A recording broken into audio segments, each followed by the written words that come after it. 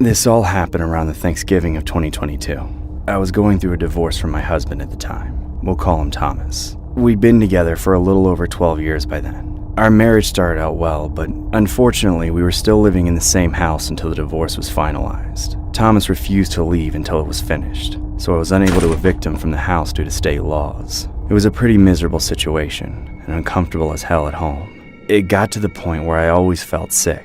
Really, it had been bad for the past few years. It was a nightmare being married to Thomas. He had completely changed from the man I met all those years ago into a total control freak. He was emotionally and physically and he had extreme anger issues. If he didn't get his way, he would completely flip out like a toddler. Out of nowhere, he would start screaming and yelling and throwing things. Thomas, do you mind cleaning up after yourself? Shut up! You can't say that to me! This is my house! His son is right. He doesn't. He lives in this house forever. When you start getting down on your knees more often, then we'll talk. You hear me? Yeah, if you don't do that, you would obey man. You would be a killer for this. Sometimes I wouldn't even have to say anything for him to blow up at me, so I was finally divorcing him. But ever since I filed, Thomas had been acting even more unhinged. He didn't agree with the divorce at all, and didn't want to lose control over me. I started to notice him intentionally messing the house up, like leaving food and dishes all over the place. Then he would yell at me for the house not being clean.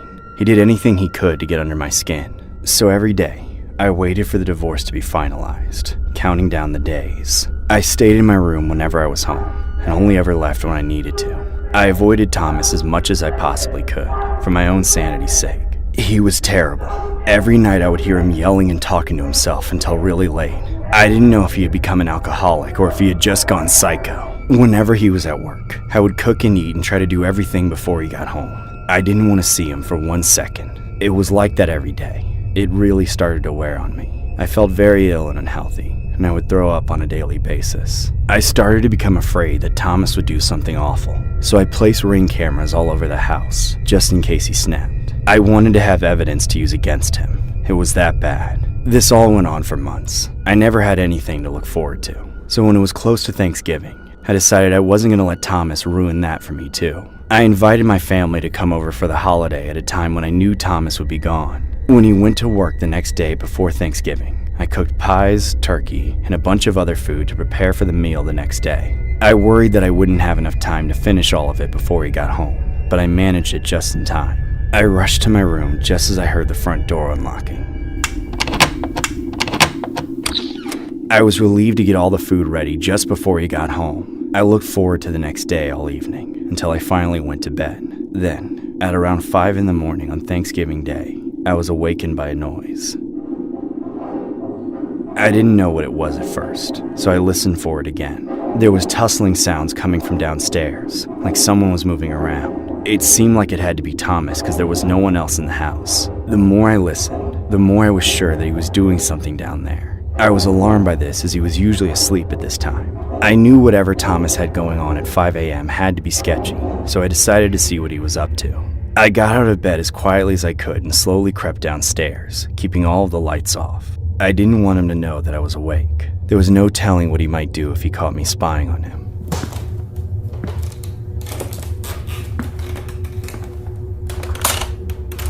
When I made it downstairs, I was surprised to see all the lights were off in the living room and kitchen. It was completely dark. I figured I must have imagined the noises and that Thomas really was asleep in his room. I didn't see why he would be walking around in the dark. I turned on the kitchen light to see if anything looked suspicious. And when I turned around, I saw Thomas sitting in the living room in the darkness, staring at me.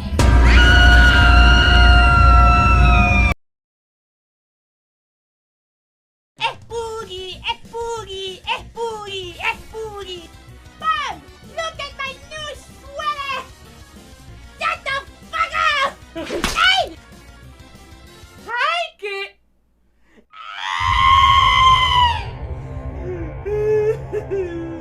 My son! Who could punch you?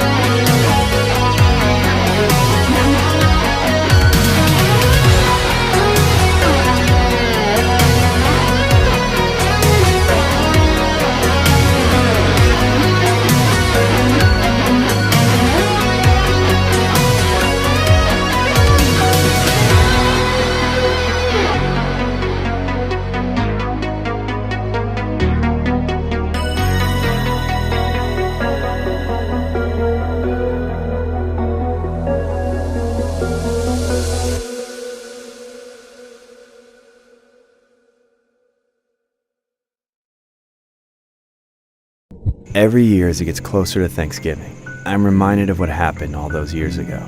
It was easily the most horrific experience of my life, but it all started out so normal. There was no way to see it coming. I still don't fully know where it all went wrong. Decades ago, back when I was still pretty young, I lived near my family in Ohio. It was just a few days before Thanksgiving, and we all headed over to my Aunt Martha and Uncle Albert's house for a customary Thanksgiving dinner. Aunt Martha loved to host big family events, especially Thanksgiving. She and Uncle Albert would always cook multiple turkeys and whip out a ton of sides and desserts for the occasion. They would invite everyone over for a huge party, and every family member who could make it would be there. There were cousins, grandparents, aunts, uncles, nephews, and nieces. It was incredibly chaotic and crowded. That year, though, was different. Unfortunately, Uncle Albert had passed away earlier that year. Aunt Martha took it really hard. She had been a manic wreck ever since the funeral. Everyone tried to comfort her, especially me and my family, since we lived the closest, but she was inconsolable. Every night, Aunt Martha would wail and cry and act incredibly erratic. It was difficult to be around her, but we tried to do what we could. We all felt sorry for her. Then it all changed. A few months after Albert's funeral, Aunt Martha announced that she had found a new companion, a man named Derek. We were all surprised that she would date someone so soon after her husband had passed, but we were happy that she had decided to move on. That is, until we met the guy. I got a really bad feeling about him as soon as I laid eyes on him. He looked really sketchy, and everyone who spoke to him could tell he was no good. He acted like a jerk to everyone in the family. Plus, he was very abusive and he took advantage of Martha. She started acting even crazier once he was around. It was terrible. None of us could recognize her anymore. She barely wanted anything to do with us. My parents tried to convince her to leave Derek once, but she immediately refused and went apeshit on them. Now, you just want me to die alone? You're all selfish. No one could convince her otherwise, despite the things that we all had heard about him. So this is what was going on when we headed to Aunt Martha's house for Thanksgiving. None of us could believe it when she said that she still wanted to host. We all assumed that with Albert gone and the way she had been acting, it was never going to happen. Aunt Martha insisted though. She said she always hosted Thanksgiving and that was never going to change. I really wasn't looking forward to it. I begged my mom to make up an excuse not to attend. Mom, it's going to be awkward there. Aunt Martha is basically insane, and none of us can even stand Derek. It's going to be hell. But she insisted we go. We all put our feelings aside and went to Martha's event, hoping that it wouldn't be a disaster. When we got there, I was surprised by how many others had shown up. It was pretty much the same people as always. The whole family had made the trip. That made me feel a lot better, and I started to think that the whole night wouldn't be that bad. Of course, I was wrong. It was incredibly awkward right from the beginning. No one in the family liked Derek, and no one was doing a good job of hiding it. On top of that, Aunt Martha seemed even crazier than the last time I'd seen her. She barely spoke to anyone, and she seemed incredibly nervous about something. When we all finally sat down to dinner, I didn't eat a thing. I was too uncomfortable. I just wanted to get the hell out of there. As everyone else ate, they all tried to make conversation, but it was short and tense. There was none of the joy and holiday cheer like there had been when Albert was still around. There was just a lot of awkward stares and short sentences. This went on for several minutes. I stared at the table in front of me and didn't say anything, feeling completely miserable. Then, I glanced over at Aunt Martha to see how she was doing. She actually looked a lot happier, but something about her made me feel uneasy. She had the strangest smile on her face. It was really creepy and unnatural. I had the weirdest feeling that she was waiting for something to happen, but before I could think about it anymore, everything went to shit.